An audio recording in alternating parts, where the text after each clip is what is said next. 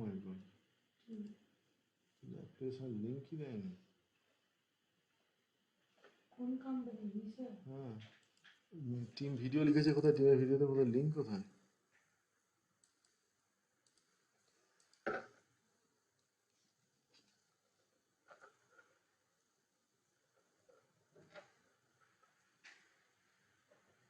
বলো নেই, সকালে কল করে নেবে।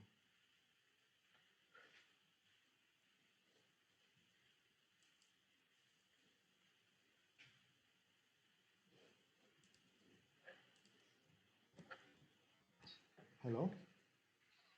Yeah, actually I'm Arghya Pal speaking. I have an interview from 2:30 onwards. Arghya Pal. Yeah, so in the Google Calendar invite, I did not get any link for that. Acha, acha.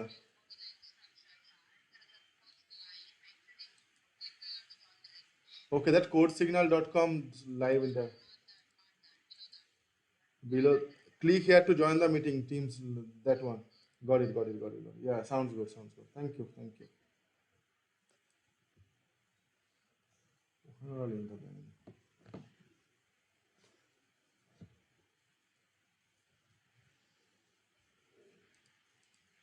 তাও তো কাজ করছিলাম।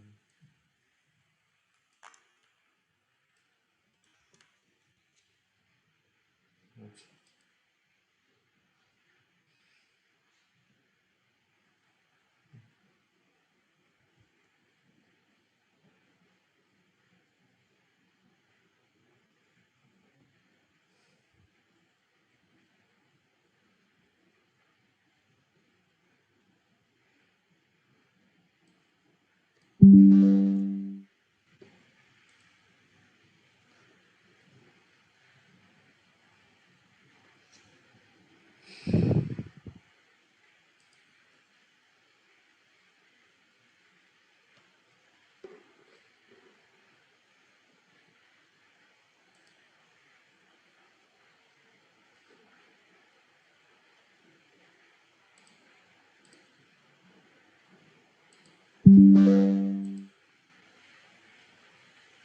Hello. Hello. Yeah, hi Aritra.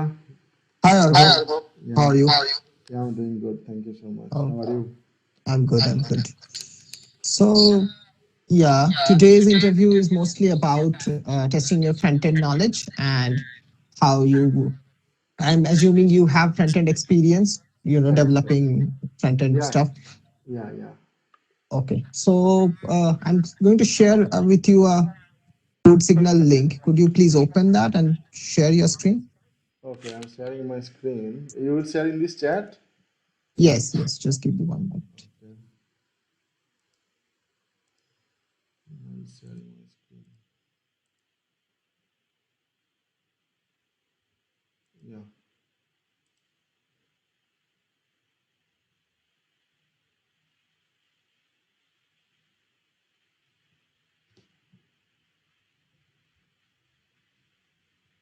Welcome to this interview. I am a candidate. Yep. Please put your name there. Yeah.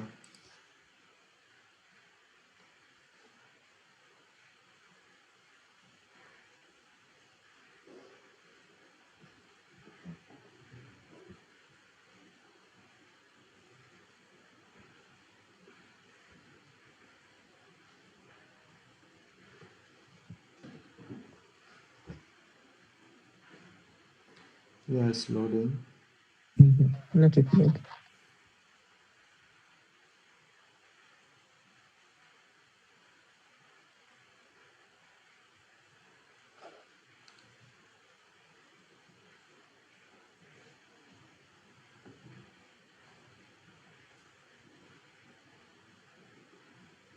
Taking a long time. Yeah.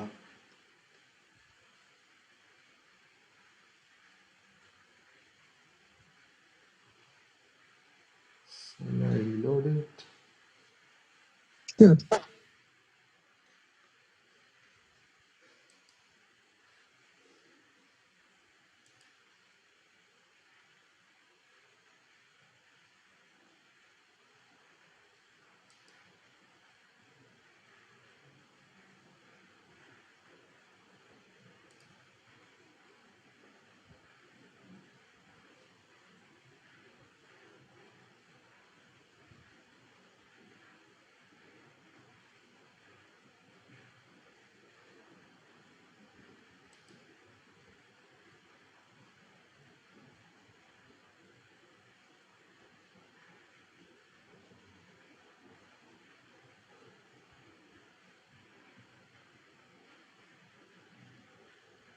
It's taking a little longer time, not sure why.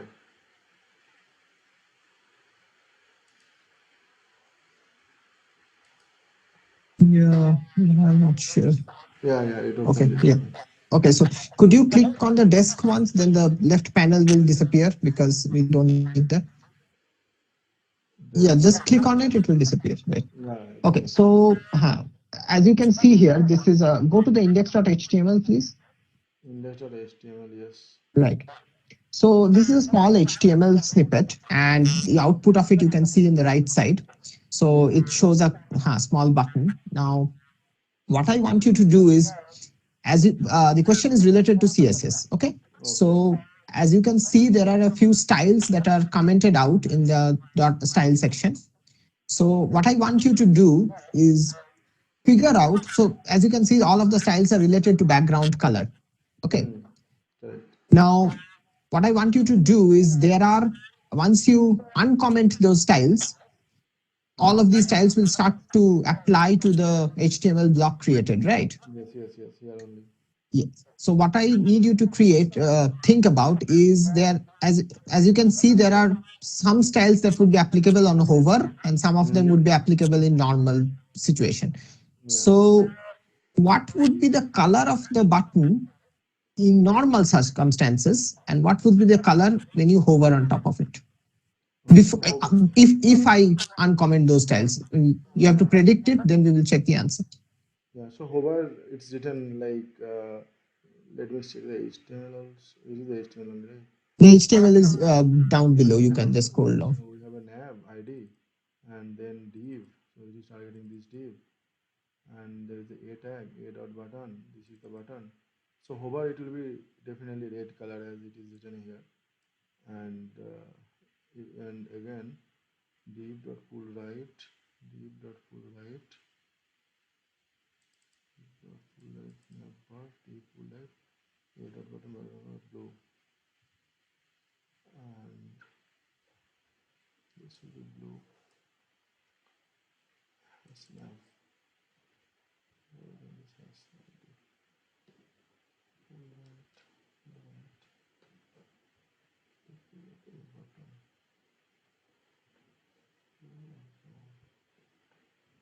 should be blue as nav, has nav,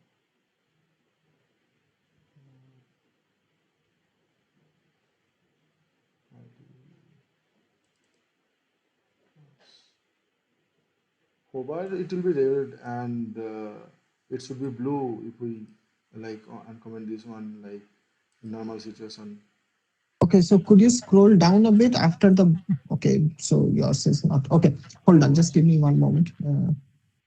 Yes. So could you enter the answer there? What you're thinking? So normal background color and hover background color. Hover red, normal blue. Right. Let's uncomment the entire section. Hmm. Please do the go ahead uncomment it. Yes. And no, no, Refresh. no. Please don't click on that. There's a refresh button on the right hand side. Complete right hand side. Yes.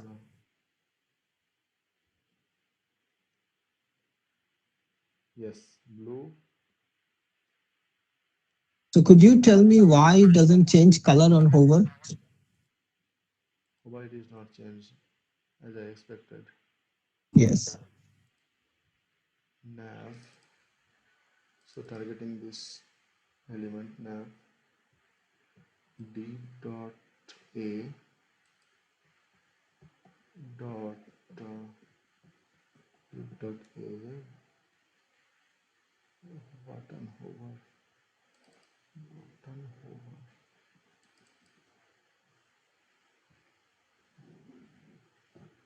Okay. What anything is happening? Nothing is happening. Yeah? Nothing is happening. Two classes are giving. Are they interacting? Just a minute. Just checking it. No.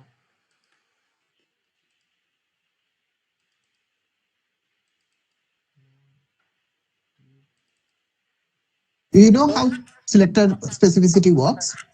Yeah. Like How does it work? ID selector, class selector is all you are talking about, right? Right. So how does a browser determine which color to which has more specific, More which is more specific. specific? So inline, if you write something else that is more specific, for example, here if you write something, let's say you have a class here that is giving some style, okay, pull right, and you define pull right somewhere else, and then you have some other class here. No. So So that. what you are explaining is the well the intuitive way of thinking. What I'm asking Mhm. is how does the browser mathematically determine which specific style to apply? Because obviously the browser doesn't go. Correct, correct, correct. The Go and browser has a read that. mathematical way of determining it. Yeah, yeah, absolutely correct, absolutely correct. So, I mean, once the page is getting rendered, so that time it checks like hotel classes are given like in the compiled version. Hotel Hmm. classes are given in the like which element level or inline level. So then it during the painting cycle it will override that if something is more important to it, so it will override Yes, that. but how does it know that this is more specific? So Okay. there is an internal mathematical logic that the browser uses to figure Mhm. out that this is more specific and this is not. Okay, What okay. I is mean to that? say you want to ask that CSS, there is a lot of CSS are there, but browser will take specifically which CSS it will take, how it is Yes, determining that, how it is calculating yes, that, right? So like yes. type selectors, we have, let's say pseudo elements, we have something here. So class selectors also, we have a lot of class selectors. But your question, I understand there are a lot of selectors, ID selectors, but which one to pick up, how where it is defined, like if someone I will write important also. I'm also thinking like, Right. So the yeah, ask is that you figure. So I asked you how which color would apply, and the browser also needs to do the same calculation as you did to yeah, figure out which one to apply. Right. correct, correct, correct. So how So how does browser it do figure that? out which color to apply?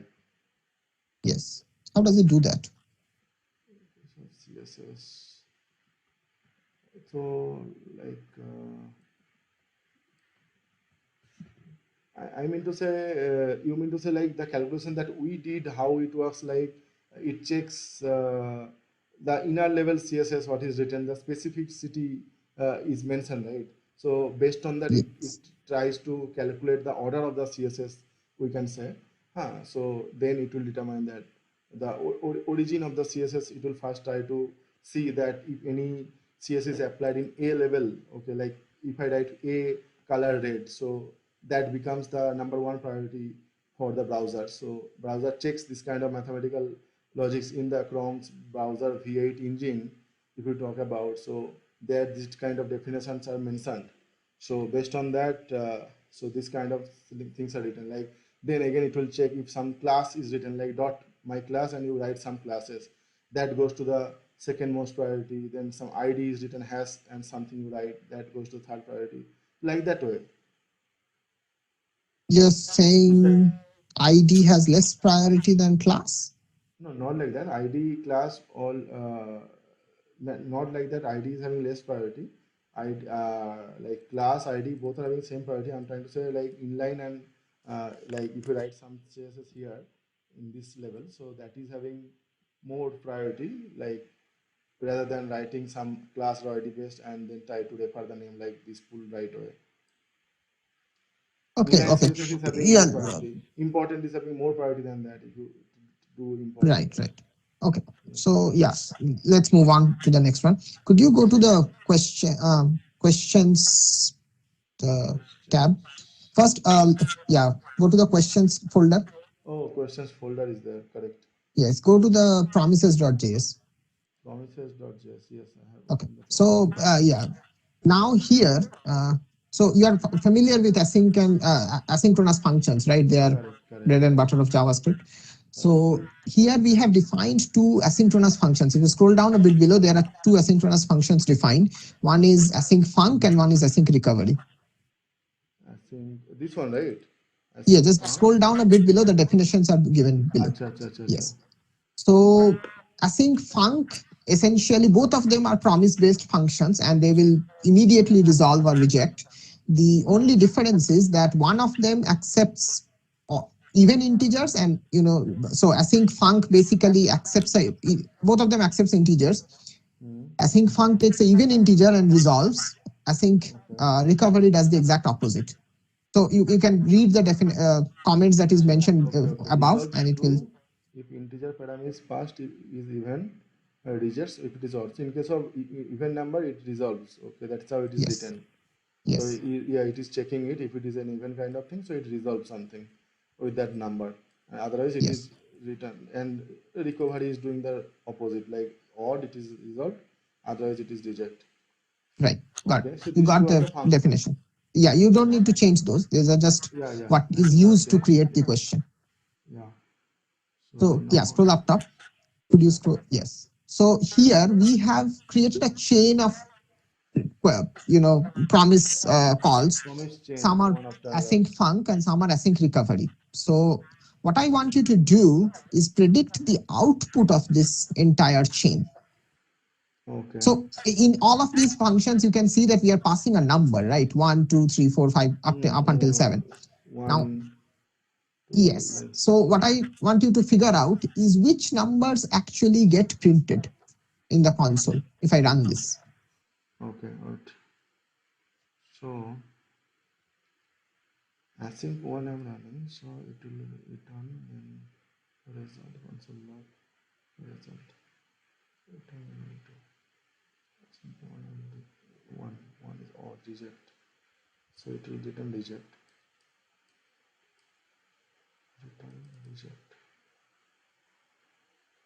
Reject equalator means it will not come to this then at all. So there is another function, this is the error function. So it will go to the recovery phase. In the recovery, what is that? If I pass 3, return recovery is in case of odd, it is resolved. In case of odd, it is odd, so it is returning true. Recovery will return true. True means it will come here. So there's a section just below the code where you are in line number 29, I guess, where you are expected to put the output. So just Yeah, put the numbers that you feel will be printed. yeah. I'm doing that. So it will come as sync recovery 3, and then it is true. It will resolve. So then it will come to this one. That is again returning this one. I think 4. I think 1. I think 4.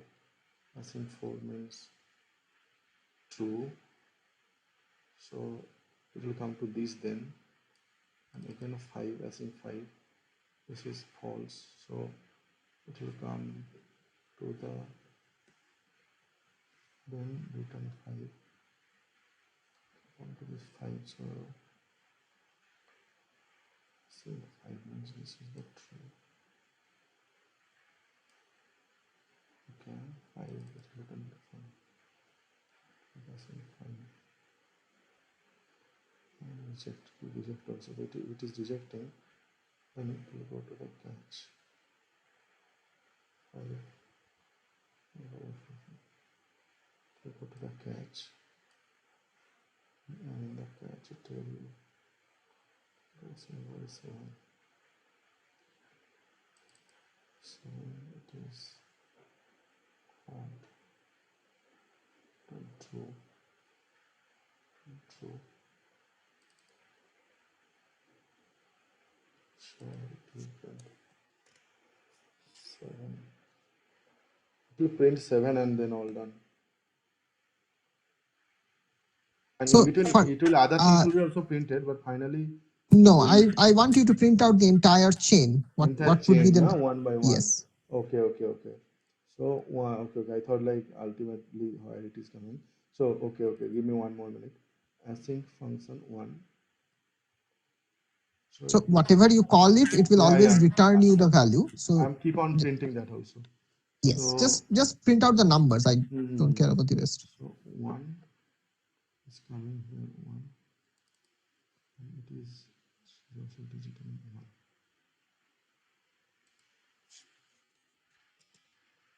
And one first time because this is not rejected. Then again async function 2. 2 it is 2. It's not 2 2 1 2 means result 2 is result 1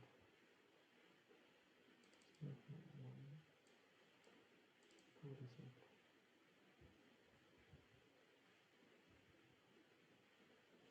So 2 result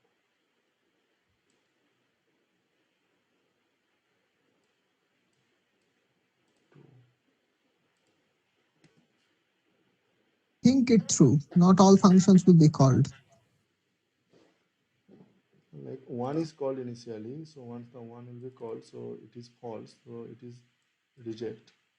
So it will return reject. So if it is reject, so by the time, oh my god, 1 will not be printed. If it is a reject, right? It is waiting for the, it is reject means it will go to the error function of it. So in the error function it will come error will be printed. So error will be printed. And then it will return. Yes, but the error also contains the number one. So if you call something with the number, it will definitely always get printed. Yeah, error is also printed like this, na, with 1. Correct, correct. So we need to copy this. You don't need to copy the number. Copy the statement. All I care about is the numbers. Okay, so error 1 will be printed, and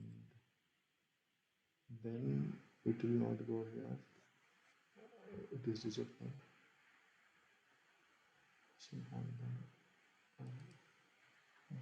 error will be printed, and then async recovery will be returned 3. Async recovery will be called 3 means this one. So it is success. Async recovery success means 3 will be coming here. 3 will be coming here because it is a success recovery. And then async 4 will be called. In case of 4, it is success here also. So then dot then will come and 4 will be there. So 4 is also a success. And then here I was right. 4 is called 3 11. Then is called, so 4 was called. Then 4 came here, 4 printed. Then I see 5 is called. 5 is reject.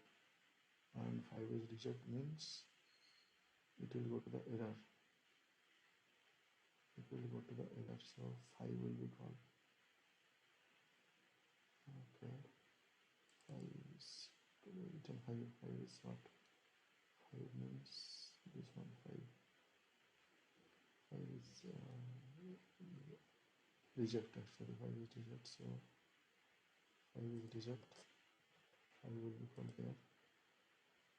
Below that 5 is reject, and then once it is rejected, if it is rejected here, then this is not dot, then this is function of what? This is the reject function success. Then reject then catch. Catch 5 and 7. 7 order.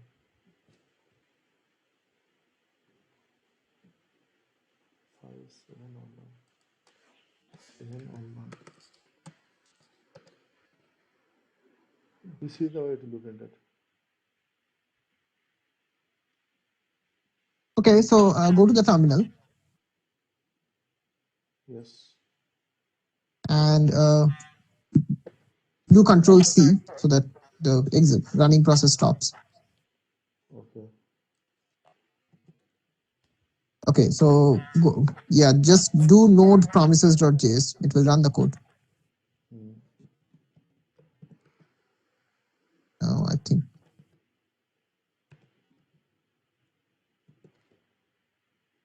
so. It matches your output, right? As far as I understand. 1 3 4 5 7. Yes, yes, yes. Right. It is Good. matching. Let's move on to the debug question. Debug Okay. question. Okay, let's move on to the async one first. Async one. Okay. Yeah, just please put down the terminal. Wait, Okay. and just scroll. Yeah, yeah. Yeah. Yeah. Okay. So this are you familiar with async and await as constructs? Yeah, we do call async await. Okay. So here we have created a simple async await structure. There's only one library function called wait, which basically waits with a certain amount of time given in milliseconds, uh, Okay. and then resolves. It never rejects, so you don't need to worry about error handling. So this It is the always wait. resolves. This Yes, is the that's wait the wait function, and function. the top that is the other function. Yes. Yes. So the wait function will always resolve with the amount of time in milliseconds you have asked it to wait for. That's all it will do.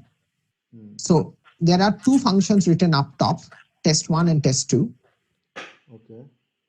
What I want you to figure out, so there's a slight differences between both of the functions. What I want you to figure out is how long does it take for test1 to run and how long does it take for test2 to run. So it's each of them calls the wait function for two times with 2000 milliseconds, which is 2 seconds. So I want you to figure out the time in seconds it will take for test1 to run and for test2 to run. Got it.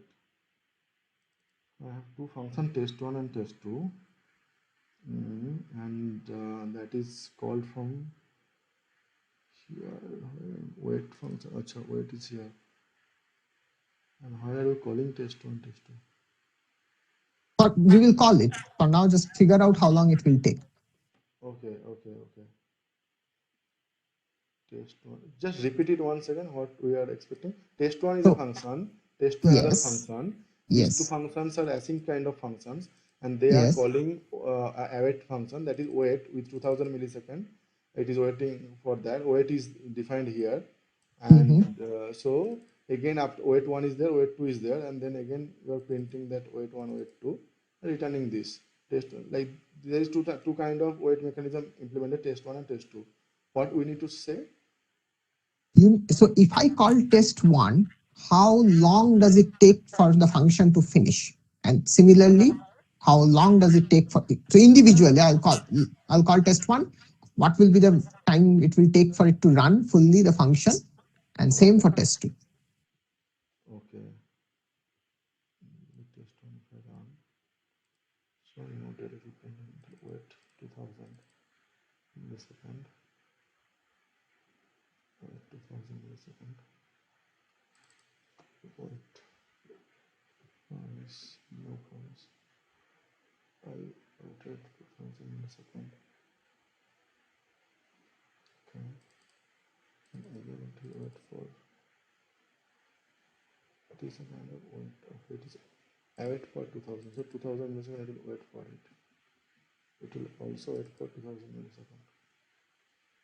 So 4000 millisecond it will be needing, because I will completely wait for 2000. Again, once it is done, then I will start the next one. So this time it will be 2000 plus 2000, 4000 millisecond.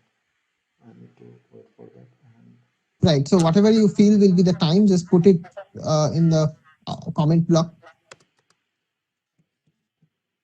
Just put it in seconds. okay, okay. And test 2 will take only 2 seconds because there is no await I implemented here. Why will it take only 2 seconds? See, you are not writing any await before this wait keyword, right? Here you don't await. So thing Right. is, So if we use await, what it happens, the asynchronous authorization spawn until unless it returns the entire promise, it will wait for that, and then it will go to the next one and start executing it. That is how event loop works. So here, as we have not mentioned any await, so it will start at the same time both of the things without worrying about how to do the output or what is that. That's why we implement await, to make sure that we get this response and then proceed the next response if we have this kind of requirement. right, you are entirely correct. So uh, yeah. So let's move on to the debug.js. Debug.js, yes. Okay. So this one is a debugging question. Okay. Here you are given the again there's a small library function written, and to support the it's only async func. You can just check the value. Acha, acha. And below this is the library function you mean to say. Right. So And it will wait for a random amount of time between 1 to 5 seconds, and then it will resolve with whatever number you have given it. There's no error handling, there's no error. So all, but it will wait for a random amount of time, which we don't know how long it will take. yes. Okay. So this is to simulate an actual API call, because for every actual Mm-hmm. API call, you won't know how long it will take. Yes. So please scroll up top. Just let me understand. This is a function, so we are waiting a random amount of time. Just random number we are creating it, and that many millisecond we are waiting it here. That's it. Nothing doing. Yes. Yes. Resolving is there, and that many millisecond set timer is also waiting. Yes, fine. Right. Then Okay, so now you can see that we have given an array 1, 2, 3, 4, 5, and your expected output is given. expected output is given like 1, 2, 3, 4, 5. Right. Okay, So okay. the function that is defined the code block from 5 to line number 12, Mm-hmm. that is not working. So this is a debugging question. Okay, okay, okay. You as a developer, so you please feel free to run the code and see the error for yourself, and from there figure out what do you need to What solve this. changes I I have mean, to make in this 5 to 12 so that it no, goes to you live? can change anything from 1 to 12. You can change anything, we don't Okay. mind, but you do need to get to that expected output. Like 1, 2, 3, 4, 5, this kind of things resolving. Yes, yes. Yes. Okay. Debug.js. What is saying?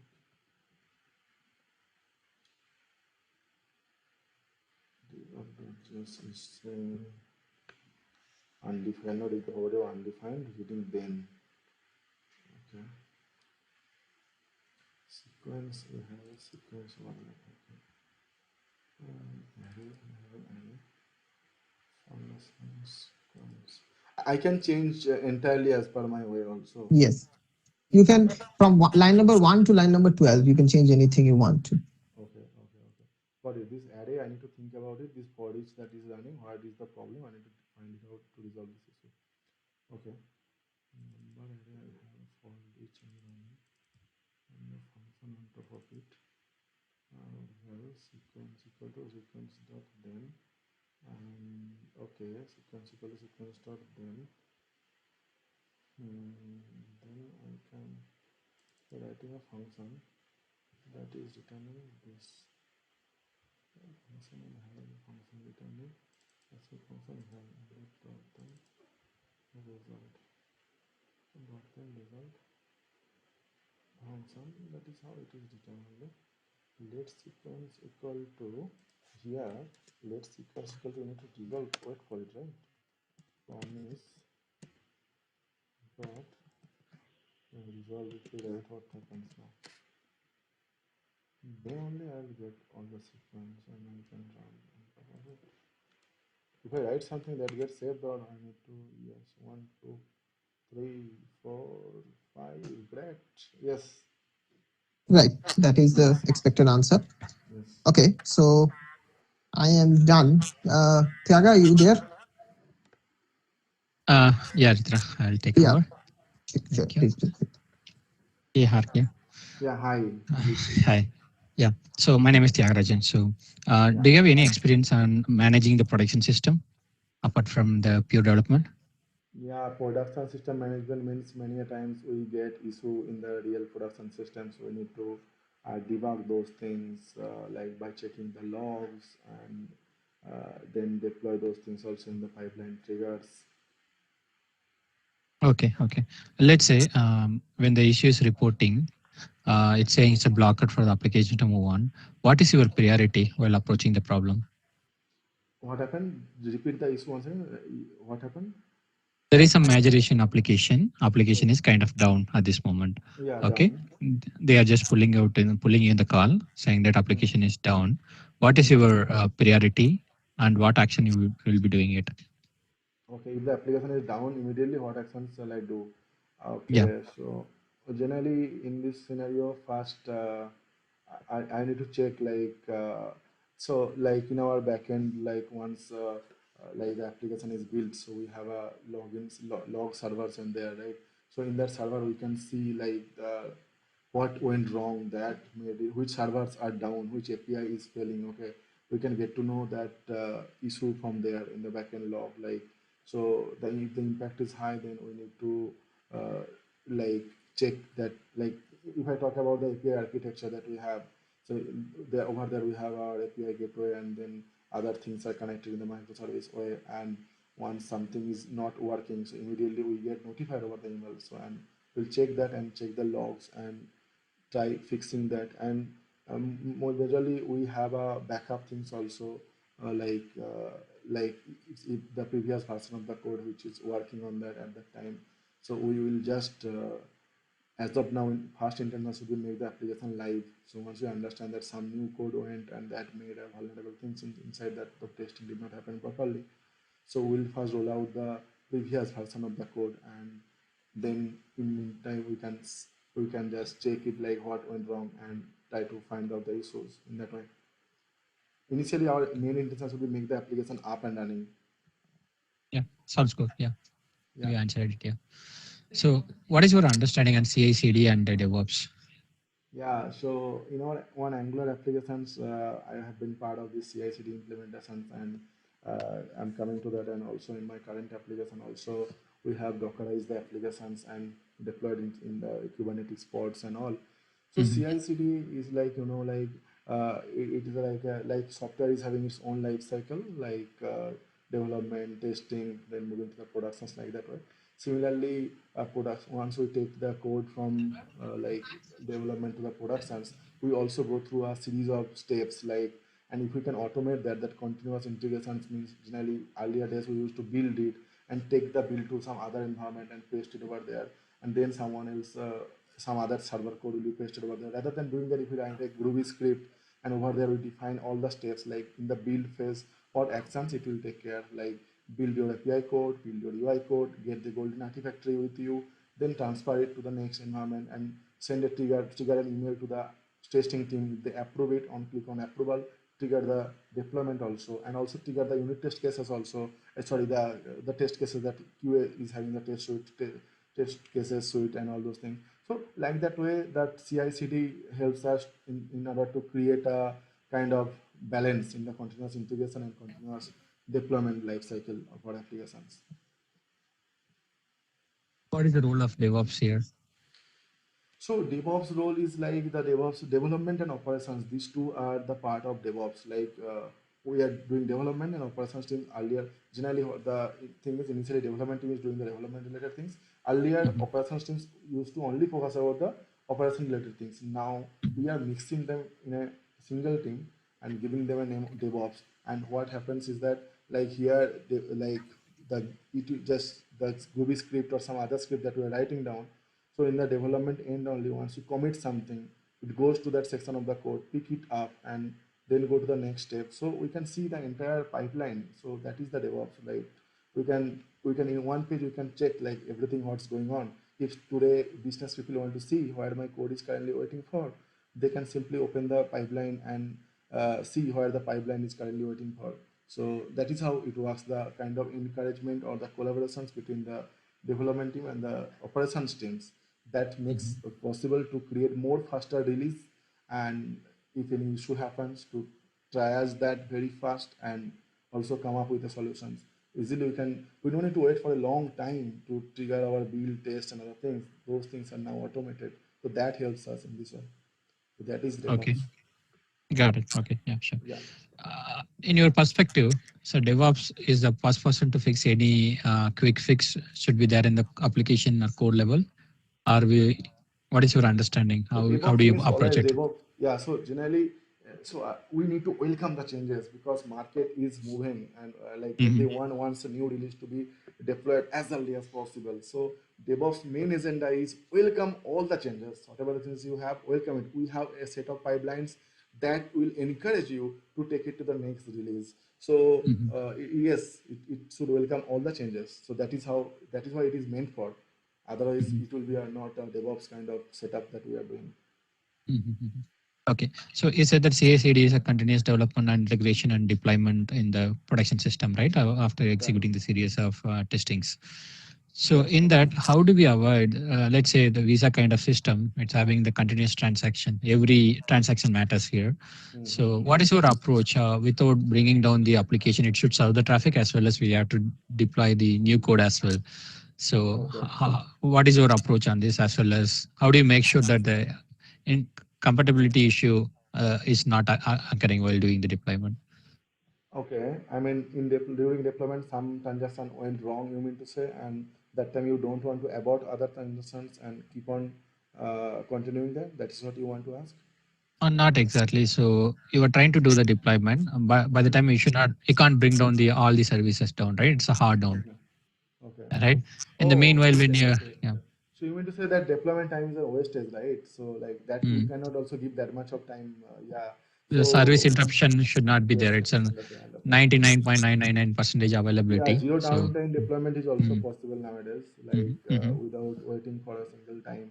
So using mhm, Lambda, we can achieve that in AWS. Like so, like mhm, in your requirement, what we should configure is that something blue green kind of deployment mechanism, so that will enhance our this problem that you mentioned. Like this kind of mhm. things is easily achievable with a blue green deployment uh, ways. Can you touch upon more on that? Go green as well as go and blue deployment. Yeah.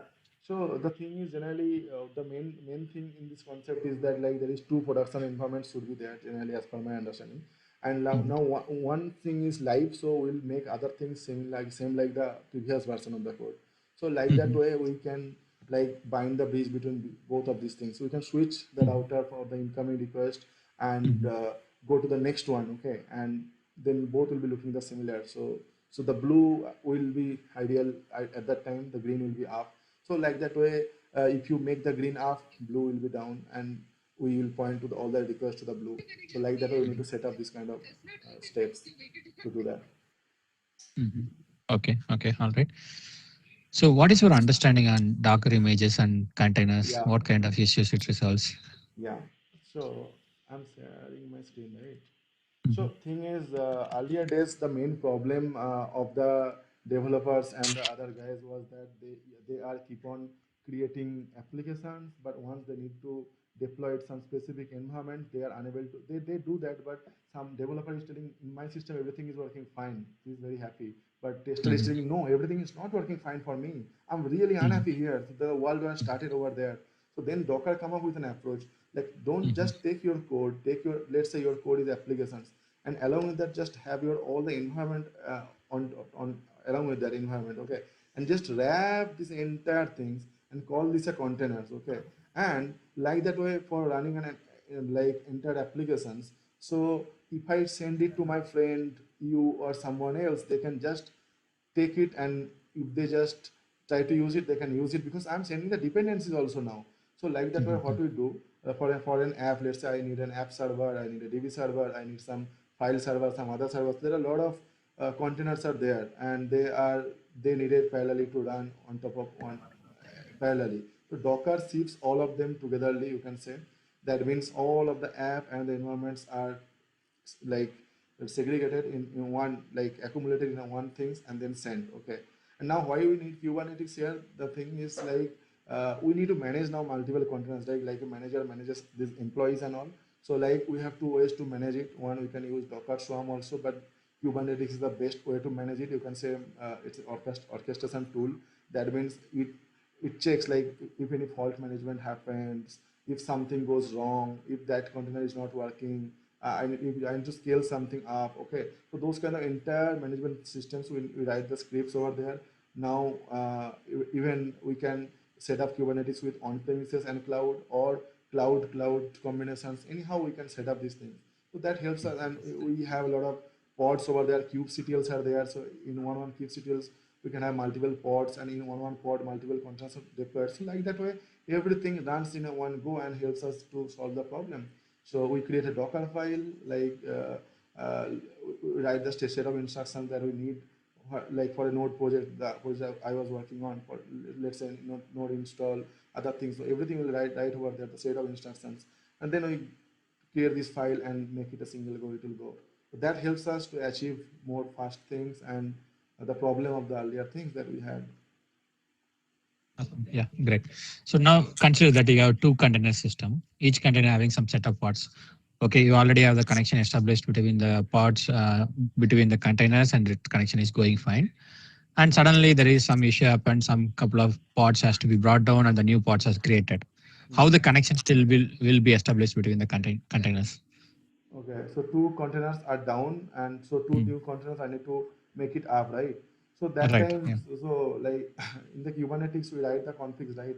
Mhm. Like once something is down, so we can like see, we have this particular pod and its definitions like that, like what is that all about and its entire definition also. So we can simply Mhm. create another replica of the same pod, and we can Mhm. create that and link it with the kubectl also. That will, now it was earlier pointing this and this, now it will point, it will just disconnect that link and it will create a replica of that, and it will point to the new two pods link, so that it will use the new two pods. So like we need to check it, like what all pods we have in the kubectl command, like kubectl get pods.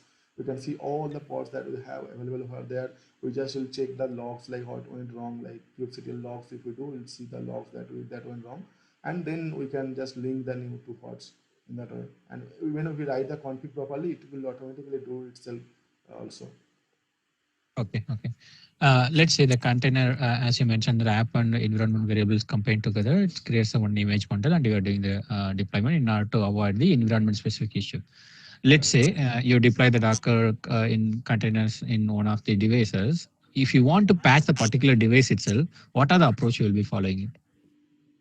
As the particular device itself means, just repeat it once Bare again. metal devices where the container is deployed. Yeah. So container is deployed, let's say in some pods, these particular containers. Mhm. Yeah. So what is the requirement? Yeah, can you please repeat it once again?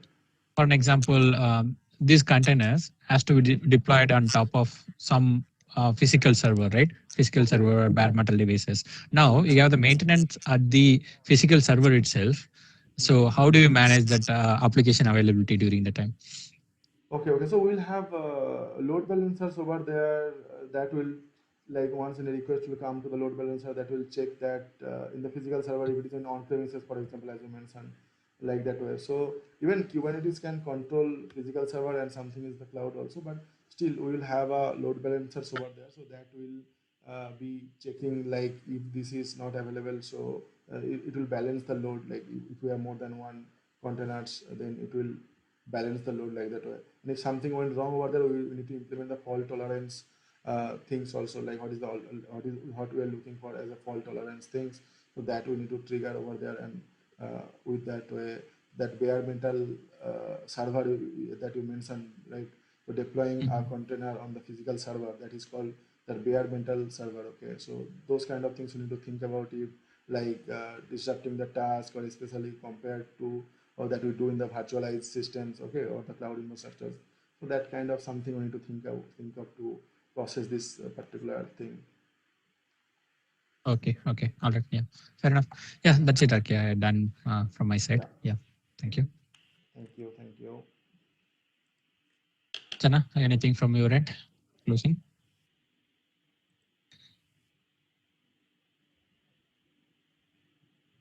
Any other question here, RK, for us? Yeah, so yeah, first of all, thank you so much, everyone, you, Jena, Aritra. So, like, thanks for these great sessions, and I really enjoyed this interview. And like, if you just enlighten, like, what we do in a day-to-day life, the project that I am just interviewing for, like the roles and responsibilities that should come with me, and that will be really great. I'll be happy to know that. And if you just enlighten one or two lines on that in Visa, Yeah. what we do, yeah. Yeah. Sure. Jana, you want to take it up? No, it's okay. Okay, Peggy, go ahead for our requirement and all. Yeah. So we have some AngularJS and React based website is there.